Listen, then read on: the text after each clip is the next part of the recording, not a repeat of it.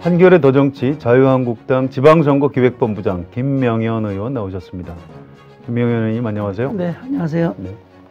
먼저 이승준 기자가 김명현 의원님 어떤 정치인이신지 좀 소개를 해주시기 바랍니다. 네, 19대 총선에서 안산 다강구갑에 당선되셔서 정치권에 입문하셨습니다. 같은 지역구에서 20대 총선에 당선하셔서 재선에 성공하셨고요. 평소 자유한국당 안에서 좀 합리적이고 온건한 성향으로 많이 알려져 있습니다. 보건복지에 지금 계시고요. 그다음에 당 수석대변인을 맡으셨고 현재 당 전략기획부총장 그리고 지방선거기획본부장이라는 중요한 직책을 맡고 계십니다. 네, 지방선거기획본부장하고 전략기획부총장. 이건 이 당의 전반적인 전략과 기획을 담당하는 굉장히 핵심 중에 핵심 당직 아닌가요? 네, 주로 이제 중장기적인 전략도 세우지만 네. 지금은 지방선거에 있어서 좀 중요한 역할을 맡고 있습니다. 네, 이번 지방선거에 대해서 우선 몇 가지 좀 질문을 드리겠습니다. 이번 6.13 지방선거의 어떤 정치적인 의미라고 할까요? 또 자유한국당이 어떤 전략하고 어떤 기획으로 이번 선거를 치를 계획이신지 우선 좀 이렇게 총체적인 시각에서 설명을 해주시면 감사하겠습니다. 지방선거의 성격을 규정을 하자면은 저희 당으로서는 이제 우리 자유한국당이 정신을 차렸는가 네. 하는 거에 대한 이제 심판도 될 수 있겠고요. 또 집권 여당은 집권한 지 1년 됐는데 과연 이 정부가 국민들을 편안하게 해주고 있는가, 또 국론을 분열시키지 않고 국민을 하나로 묶는 데 있어서 제대로 역할을 하는가, 또 우리 국가가 미래로 나가고자 하는 이런 정책을 하는 데 있어서 신뢰를 주었는가에 대한 평가의 의미, 이것을 이제 같이 복합적으로 보고 있습니다. 그래서 저희는 이번 선거에 이 당에 사활을 걸고 임하고 있습니다. 네. 자, 이번 지방선거의 어떤 목표가 우선 좀 궁금한데요. 광역단체장 기준으로 하면 6개 정도를 뭐 지킨다 이런 목표를 제시하신 적이 있는데 지금도 그런지요? 최근에 좀 분위기가 좋아졌으니까 조금 상향 조정해도 되는 건 아닌가요? 2014년도가 저희가 광역단체장 8개를 이겼고 네. 9개를 졌습니다. 그 당시에 여당이었을 때 이제 다만 당 지도부에서 6개를 목표로 한다고 했지만은 실무자인 저희들은 이제 그런 식으로 목표를 정해놓고 하는 것보다는 대승을 거두겠다 이런 목표로다가 좀 욕심을 많이 내고 네. 또 그런 분위기로 선거를 임해야지 선거가 되는 거죠. 우리가 뭐 6개 정해놓으면 어딘 이기고 어딘 지고 이런 식의 논리가 성립이 되는 거예요. 그런 식의 선거라는 건 있을 수가 없고 이제 평가하고 정치를 재단하는 그런 그룹에서 이제 그런 게 기준이 필요하겠지만은 저희는 이 선거가 시작이 되면은 17개의 선거를 다 이기겠다 이런 각오로 다 해야 되는 거죠. 그래서 네. 우리가 그 당시에 14년도에 아슬아슬하게 졌던데 이런 데들을 주로 중점 전략 지역으로 해서 거기까지 이기겠다 하는 목표로다가 지금 임하고 있습니다. 네, 선거에 임하는 자세는 이제 그렇게 하시는 게 맞겠는데요. 그래도 이제 궁금한 게 어떤 객관적인 전망이라고 할까요? 지금 여론조사를 보면 아무래도 자유한국당 지지도가 굉장히 좀 낮게 나오는데요. 물론 이제 홍준표 대표는 그 여론조사 믿을 수 없다, 우리 잘할 수 있다, 뭐 이제 이런 얘기를 하고 있습니다. 실제로 어떤 당 내부 분위기는 좀 어떤 편입니까? 저희가 여론조사를 믿지 않는 거는 우리 나름대로 우리가 좀 더 객관적이고 정확한 여론조사를 하고 있기 때문에 그 수치하고 너무 동떨어지니까 안 믿는 거죠. 실제 대선도 지난 대선에 바로 직전까지 우리 지지율과 그리고 우리 득표율을 봤을 때 많이 차이가 났잖아요. 그리고 지금도 저희들은 그 여론조사 기관들이 하는 샘플보다 월등히 많게 그리고 또 우리가 갖고 있는 그 샘플 수가 많아요. 그렇게 해서 객관성을 띄기 위해서 우리가 조사를 하는 데이터가 있기 때문에 네. 사실 우리는 우리가 한 데이터를 놓고 그걸 기준으로 이제 전략을 세웁니다. 또 선거를 할 때 경우에 따라서는 해당 후보한테도 자기 지지율을 얘기를 안 하는 게 맞는 거예요. 왜 그러죠? 많이 이기면은 후보가 기울어집니다. 방심할 수 지면은 있으니까. 후보도 위축이 되고 지고 있으면 그리고 운동원들이 분위기가 안 살아요. 네. 선거는 그 캠프에 딱 가보면은 운동원들의 분위기를 보면 여긴 이기는 집, 여긴 지는 집 거의 분위기가 나옵니다. 그리고 후보가 욕심을 내고 이겨도 더 이기겠다. 이런 의욕적인 후보는 이겨요. 대부분. 근데 후보가 여론조사만 생각하고 머릿속에 그 수치를 계속 갖고 있으면은 의욕이 안 나는 거라. 후보가 그러고 있는데 운동원들이 되겠어요? 정책이 되겠습니까?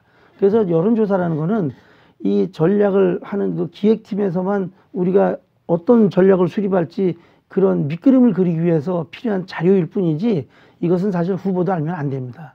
그래서 저희들은 이제 기존 지금 나오고 있는 수치 같은 건 의미를 안 두고 또 뭐 아마 민주당에서도 지금 여론조사를 돌린 걸로 알고 있는데 상당히 고무적인 수치가 나왔어요. 그래도 우리는 거기에 일희일비 안 하고 우리가 그 기획된 시간에 우리가 이 분석한 자료 그것만 놓고 이제 우리가 전략을 세우죠.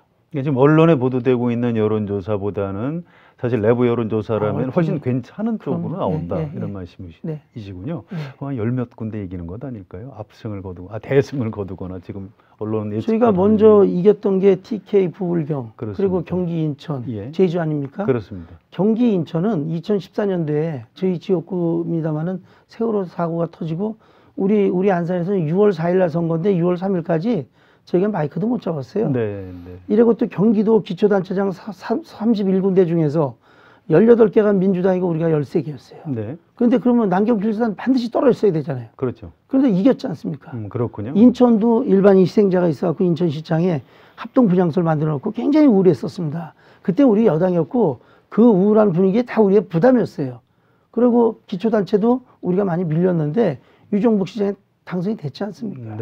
그래서 그 이제 여론조사 뭐 분위기 이런 것도 있지만은 중요한 건 후보 개인의 경쟁력이에요.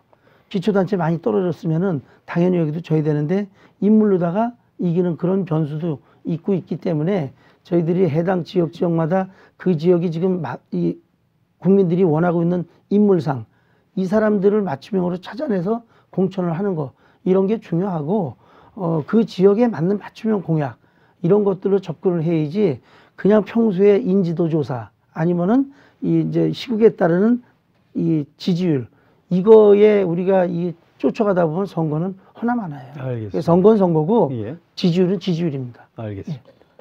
자, 광역단체 중에 일단 관심 있는데 몇 군데 좀 여쭤보겠습니다. 자, 서울시장 얘기인데요. 자유한국당에서 이제 김문수 전 경기지사가 출마를 하시는데 지난 그 대선 때 보면 서울에서 이제 전국에서는 홍준표 후보가 2등을 했지만 서울에서는 안철수 후보한테 밀려서 3등을 했고요. 또 최근에 여론조사를 봐도 김문수 후보가 안철수 후보한테 좀 뭐 밀리는 이런 조사도 많이 나오고 이런 건데 아무튼 이 김문수 전 경기지사 경쟁력이 있습니까? 어떻게 보십니까? 대선 때 성적은 그게 맞고요. 그러나 지금 최근에 우리 당이 조사한 결과는 달라요. 아, 그렇습니까? 김문수 지사가 앞섭니다. 그리고 우리 상대는 안철수 후보가 아니에요. 바른미래당은 17개 광역단체 중에서 서울시장 하나 후보 낸 겁니다. 그 이상 지금 안 보이잖아요. 경기도 1300만인데 거기도 후보를 못 내는 당하고 우리 후보가 경쟁적인 관계에서 비교되는 게 아니고 우리 대상은 집권 여당인 민주당 후보예요. 그 후보가 우상호 후보든 박영선 후보든 박원순 후보든 간에 그것은 우리가 가상을 할 부분도 아니에요. 그 당에서 뽑을 거기 때문에 그 당에서 누구든 선택이 되면은 우리는 집권 여당의 1등한 당 여기하고 우리가 비교해서 이길 전략을 세우고 비교가 돼야 되는 거지. 지금 현재 우리가 앞서고 있고 또 이제 한 가지만 더 말씀드리면은 서울시장 후보는 박원순 후보를 예를 들어서 이제 누구든 간에 안철수 후보가 민주당 후보하고 많이 이렇게 겹치지 지지층이 우리 당하고 겹치지가 않아요. 서울에서. 그리고 우리가 양당 체제에 양당 체제로다가 선거를 치를 때 서로 대립각을 세워놓고 붙을 때 하고 지금은 3자 구도입니다. 3자 구도에 또 뭐 어느 진보당에서 또 낼 수도 있는 거고. 근데 크게 세 가지 이 3자 구도로 봤을 때 이것은 지지층의 결집이에요. 여기에 있을 때 저는 김문수 지사는 충분히 이런 역할을 할 수 있고 또 이 경력을 보더라도 뭐 이 민주당의 현역 의원님들은 의정 활동한 국회의원 3선, 4선 그 정도고 또 박원순 현 시장은 서울시장 7년 한 게 고작 다예요. 김문수 지사는 경기도 그 좀 어려운 수도권에서 이미 8년에 경기도지사를 갖다가 무난하게 잘 하셨고 또 부천에 우리 당이 어려운 험지에서 3선을 하고 당의 주요 또 대선 출마까지 경선에 임하는 등 많은 경력들이 있고 스스로 큰 선거를 치러본 경험이 많아요. 머릿속에 큰 선거를 혼자 할 수 있는 그런 밑그림이 다 있는 분이에요. 당이 아주 마음이 편한 그런 후보입니다. 후보를 발탁을 해놓고 이걸 어떻게 선거를 치를지 걱정이 많은 경우가 많은데 지금 우리 서울시장 후보 같은 경우는 본인이 스스로 다 할 정도로 그런 충분한 경험이 있고 이미 국민들에게 검증을 받았어요. 일부에 대구에서 총선에서 저번에 지지 않았느냐. 아니 몇 번을 이겼는데 한 번 진 걸 가지고 그것만 부각시키는 것은 그건 잘못된 의도고 우리는 선거에 주자를 내보냈으면 이분의 강점만 부각을 시켜야 되는데 충분히 그동안의 선거 경력이나 아니면 이분이 했던 이 경험, 경기도 도정을 이끌었던 경험이 충분히 이 서울을 갖다가 선거도 이기고 서울시를 맡았을 때 행정도 충분히 해나갈 난제가 많은 데요 서울이. 근데 이 어려운 것들을 다 충분히 돌파할 수 있다. 아주 저희는 뭐 당에서 철저하게 믿고 있습니다. 그렇다면 당연히 바른미래당하고 서울시장 후보 단일화 협상이라든가 이런 걸 검토할 가능성은 없겠군요. 그거는 말도 안 되는 얘기예요. 네. 단일화라는 것은 네. 각 당이 총선 때처럼 이게 17개의 후보를 다 놨을 때, 다 내놨을 때 단일화를 하게 되면은 몇 개를 주고 뭐 어느 데는 누가 경쟁력 있으면 여기 양보하고 여기가 경쟁력 있으면 여기 양보하고 이게 구도가 맞아야죠. 17개 중에서 서울시장 딸랑 한 명 내놓고 단일화라는 용어 자체가 이거는 정확하지가 않은 거예요. 이 언론에서도 저는 그런 표현은 삼가해 줬으면 좋겠어요. 단일화는 당대당의 세력이 비슷할 때 아니면은 후보를 못 내면은 우리가 후보가 없으니까는 우리와 좀 더 가치와 이념이 맞는 그쪽 당을 지지한다. 이런 쪽에 이게 의견이 있으면은 이제 서로 검토하고 그리고 이 단일화가 어려운 게 총선 때처럼 후보 1대1이 아니에요. 광역도 있지만은 지자체에 기초단체장. 그렇죠. 그리고 또 광역 기초위원님들, 비례대표 위원님들이 다 있는데 거기서 후보가 하나 탁 내려가면은 그 당의 비례대표 신청한 사람들은 다 내려가요. 그리고 거기와 같이 하던 기초단체장과 기초광역 의원들이 다 내려가야 되는 거예요. 이런 거를 갖다 어떻게 기술적으로 이 짧은 시간 내에 하겠습니까? 그러니까 정치권에서 예. 이건 여론을 의식하기 위해서 이렇게 얘기를 하는 거지 실제 실무적으로 들어가면 이건 할 수가 없는 작업이에요. 네. 이걸 갖고는 뭐 우리는 그렇게 얘기하고 싶지가 않습니다. 근데 이제 보충 질문인데요. 예를 들어서 자유한국당하고 한국의 보수를 걱정하는 논객들이 있습니다. 조선일보의 김대중 고문 이런 분은 네. 자진 사퇴를 해서라도 서울시장을 꼭 이겨야 한다 이런 주장을 하고 있거든요. 우리는 우리 당 후보가 내려가는 일은 없을 겁니다.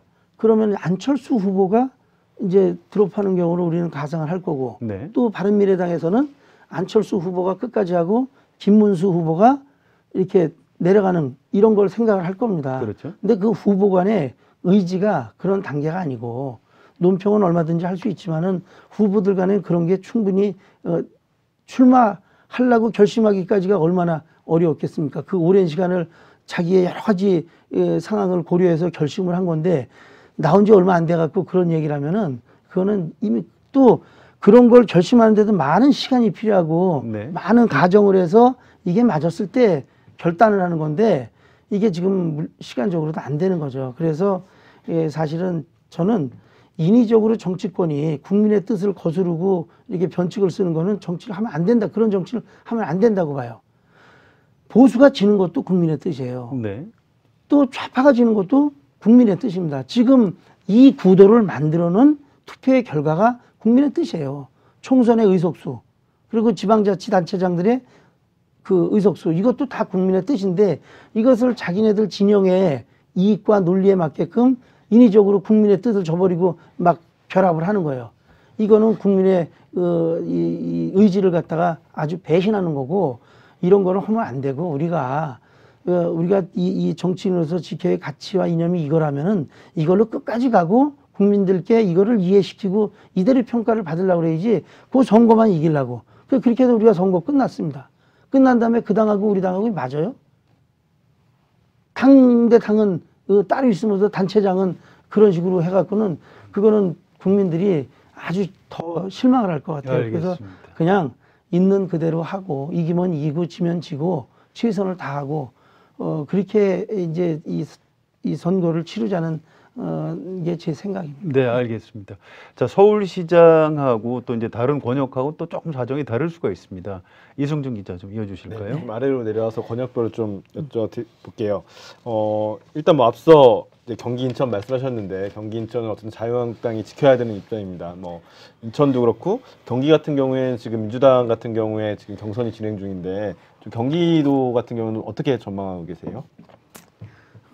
저희는 뭐 경기도에 누가 나오더라도 남경필 현 지사가 충분히 승산이 있다 이렇게 생각을 하고 있습니다. 그리고 뭐 거기에 이제 대진표는 우리가 원한다고 그래서 우리 뜻대로 되는 게 아니고 민주당이 오달 내는 거니까 저희는 어느 후보가 되든 간에 우리는 이미 후보를 확정을 했기 때문에 이제 우리 후보가 열심히 선거운동을 하고 또 현 지사였기 때문에 그동안 진행됐던 사업들 굉장히 복지사업과 청년사업에 또 기업 유치나 경제활동에 열심히 했던 분인데 이것을 갖다가 계속 연계시켜서 완성을 해야겠다 하는 뭐 그런 걸로 주로 이제 전략을 세우고 있는데 저희가 충분히 남경필 지사를 믿고 있습니다.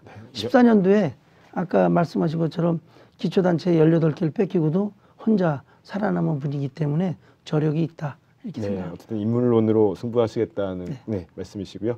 그다음에 부울경 한번 여쭤볼게요. 어쨌든 이번 지방선거에서 좀 치열할 수도 있을 거라고 전망들이 많이 나오고 있습니다. 왜냐하면 민주당 쪽에서는 이번에 꼭 부울경 쪽에서 한 군데라도 탈환해서 1993년 3당 합당 이전으로 돌아가겠다는 것을 계속 지금 뭐 얘기하고 있는데요. 자유한국당은 그걸 어쨌든 막아야 되고 수성해야 되는데 일단 부산시장 같은 경우는 좀 어떻게 보세요? 여론조사에서는 뭐 엎치락 뒤치락 하는 것 같은데요, 보니까. 네.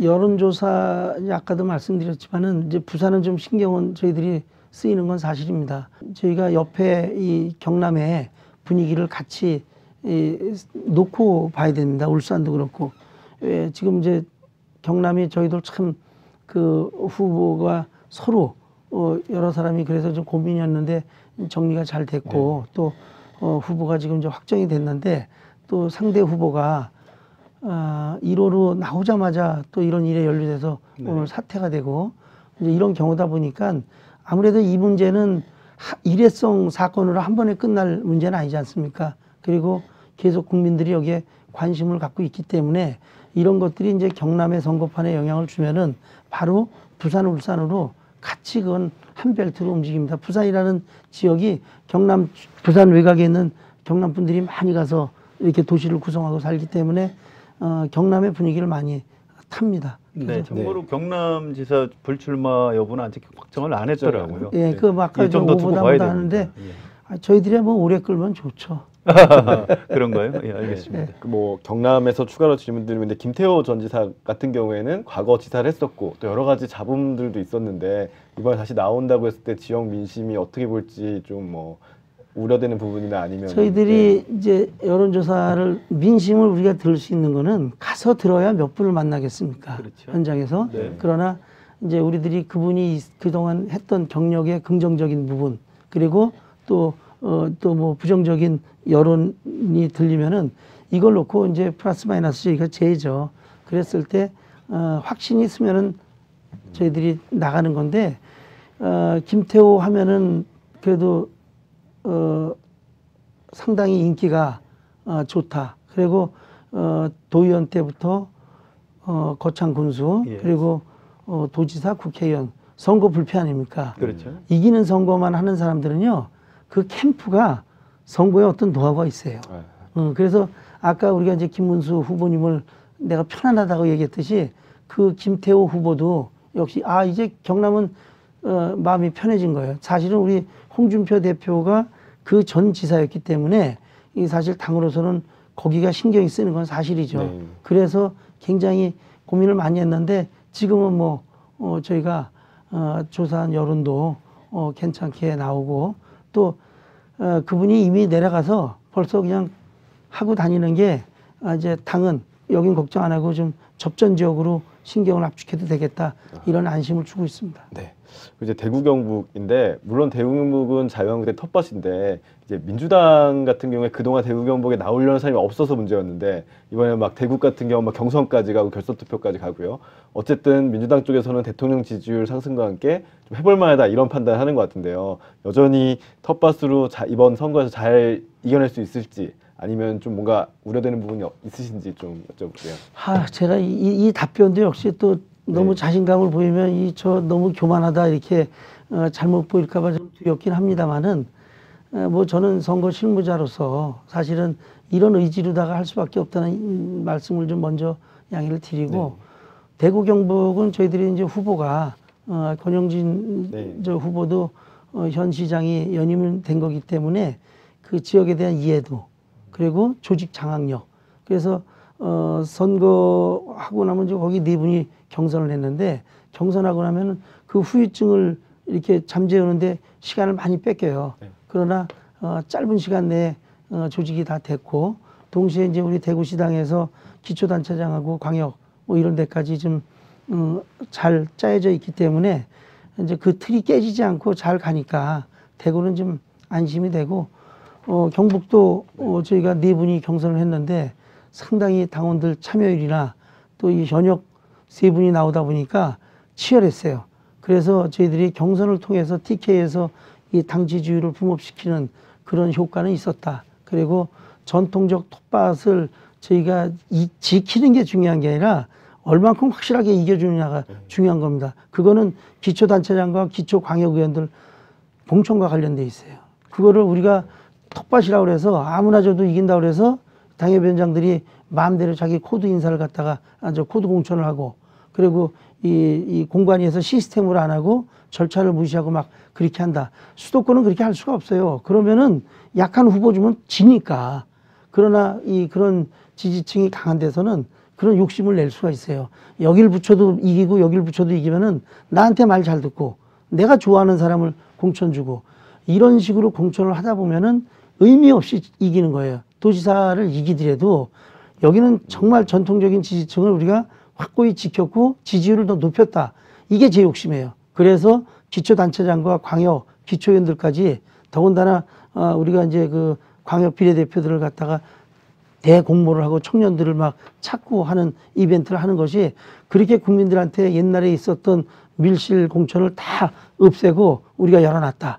그리고 시스템 공천을 한다. 이런 신뢰를 통해서 경상북도나 대구 같은 데는 저희가 이기더라도 좀 의미 있게 승리를 해야 된다. 이런 욕심을 갖고 있습니다. 네. 그리고 이제 충청권 마지막 여쭤볼게요. 안희정 전 지사 사건이 생기면서 약간 좀 뭐 변수가 생겼는데요. 충청권 같은 경우에는 자유한국당이 좀 유리해졌다고 봐야 되는 건지 어떻게 전망하고 계신가요? 참 저희가 충청 민심이 전국 민심이에요. 그래서 우리가 충남을 잘 되면은 이게 대전으로 충북으로 또 위로는 인천 경기로 이렇게 이제 충청의 영향권이 갑니다. 저도 경기도지만 충청도가 상당히 이 영향을 많이 주거든요. 근데 그 초반에는 현역 의원님들이 출마를 포기하고 그래서 당으로서도 좀 곤혹스러웠죠. 근데 저희를 도와주려고 그런 건지 아니면 뭐 나라를 구하려고 그런 건지 이제 그런 가면 속에 있는 분들이 베일이 벗겨지면서 충청 민심이 변한 건 사실입니다. 이제 과거를 보면 DJP 하기 전에 JP라는 정치적 그 상징 인물이 충청에서는 그래도 충청 대망론 그리고 염원이었어요. 그런데 그것이 DJP 연합을 통해서도 뜻을 못 이루고 상당히 이제 허탈한 그런 지역의 감정을 안희정이라는 젊은 거물이 충분히 충족을 시켰죠. 그래서 약간은 보수적인 동네에서 이 진보 정당의 후보를 굉장히 지지하는 그런 현상이 있었던 거예요. 근데 이제 충청도가 어떤 동네입니까? 충절의 도시 고향 아닙니까? 그렇게 점잖은 분들이 이 자기가 좋아했던 후보가 이런 일에 연루됐을 때 후보를 미워하고 실망하는 것보다는 참 허탈해지는 거예요. 우리 충청에 큰 인물을 만들고 싶었는데 이게 이런 사고로다가 터져서 하니까 배신감도 느끼지만 허탈한 거죠. 허전해지고. 이런 이제 이 공백이 우리가 우리 선택한 이인재 후보는 JP 이후에 이 충청의 큰 인물이다. 물론 이분이 충청도에서 정치를 했지만 경기지사도 하고 또 대통령 본선도 출마했었고 우리 당 후보가 없을 때 불임정당 됐을 때 당을 위해서 기꺼이 대선 후보로 출마하신 분이에요. 이런 애당심 그리고 경기지사, 노동부 장관 등을 역임하면서 이분이 경험했던 행정적인 경험 이건 사실 어려울 때 결단력하는 그런 경험들이거든요. 이게 풍부하세요.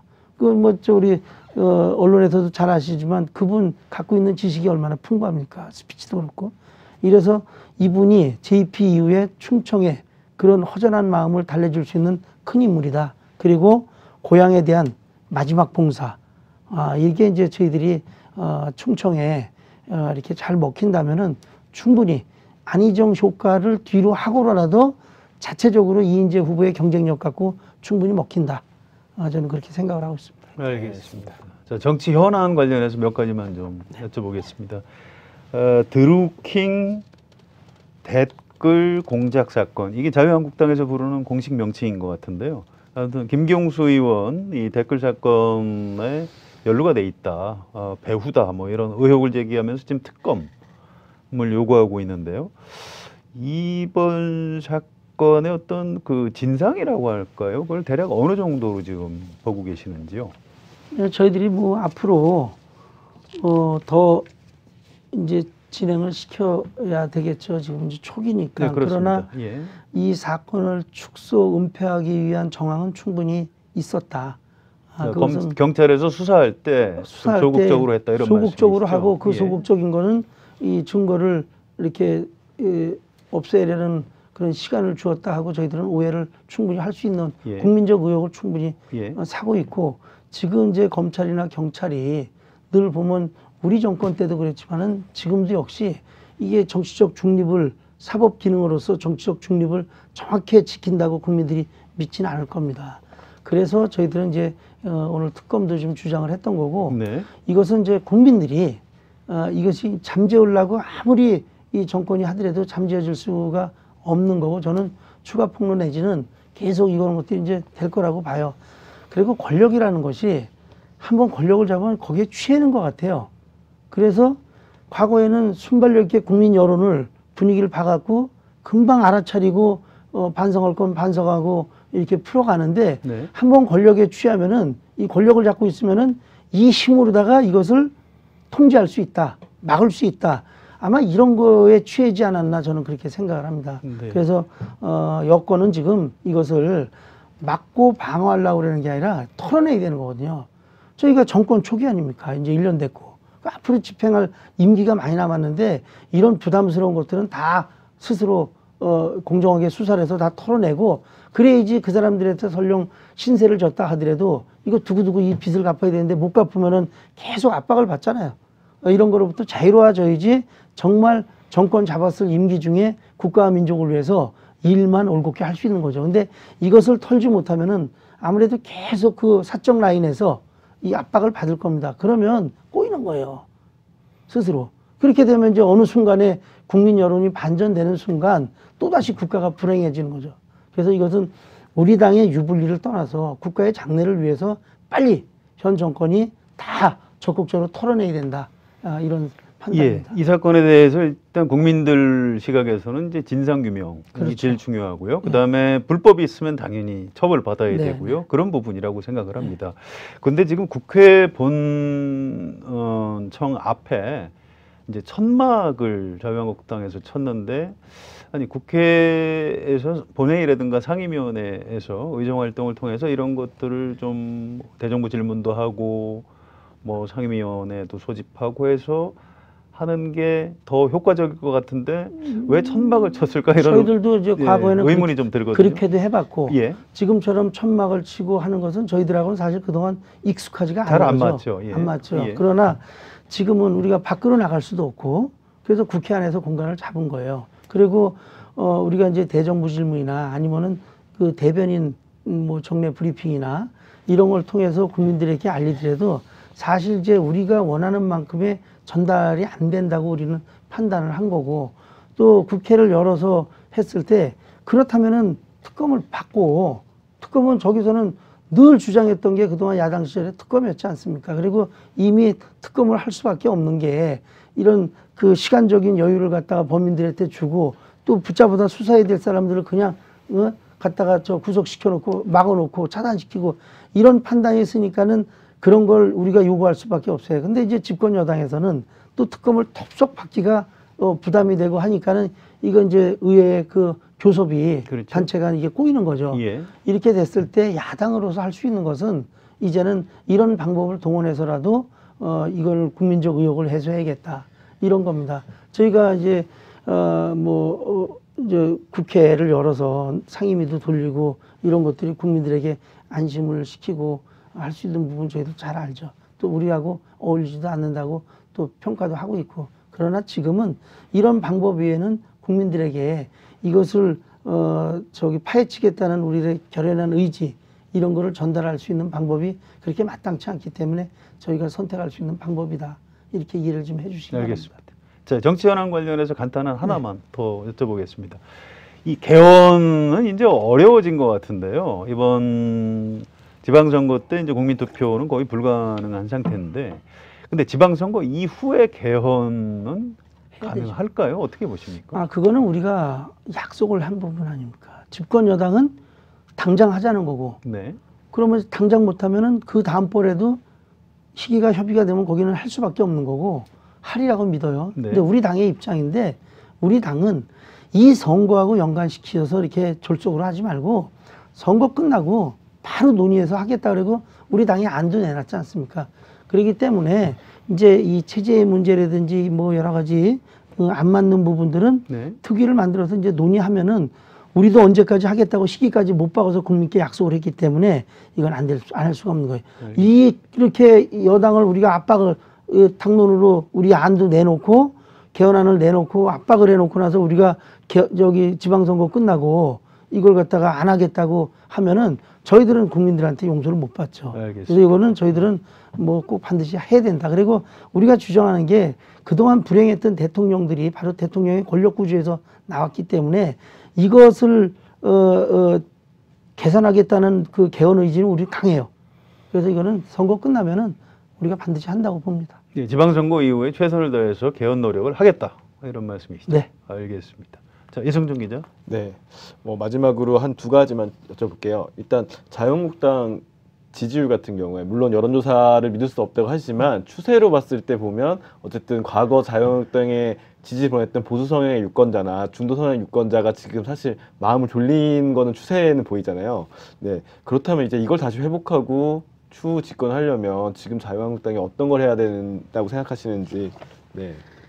그러니까 이 지지율 회복세는 서두르면 안 돼요. 서두르고 무리를 하면은 안 되고 저희들이 그동안 이제 잘못했습니다. 반성도 여러 가지 그 행사를 통해서 이제 의지를 보였고 문제는 우리가 이제 지금 하는 이 정치 행위가 뭐 쉽게 보면은 지방선거라는데 공천하는 행위 또 지방선거 때 만든 우리들의 공약 그리고 국회 내에서 하는 우리들의 의정활동 이런 것들이 시간을 갖고 국민들에게 진정성 있게 인정을 받았을 때 우리 당이 이제 완전히 회복을 하는 거죠.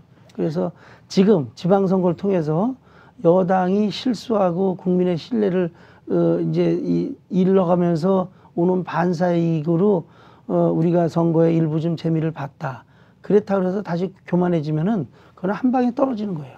그래서 우리는 당의 입장은 진짜 이 서민과 중산층을 위한 정당, 과거에 신기업적인 그런 이미지, 그리고 웰빙 정당, 이런 이미지를 툭툭 털어내고, 저 양복 입고 오늘은 여기 들어오냐고 구두 갈아 신었는데 운동화 신고 다녀요. 왜?